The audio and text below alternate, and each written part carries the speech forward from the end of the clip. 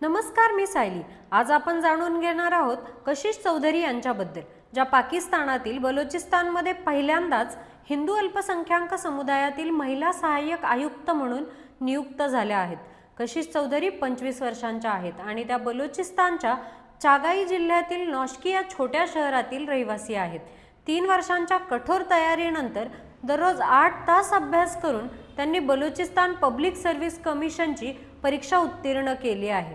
त्यांची ही नियुक्ती बलुचिस्तान सारख्या प्रदेशात महिला आणि अल्पसंख्याक समुदायासाठी मोठा टप्पा आहे। कशिश यांनी महिला सक्षमीकरण, अल्पसंख्याकांचे हक्क आणि प्रदेशाच्या विकासासाठी काम करण्याचा निर्धार व्यक्त केला आहे।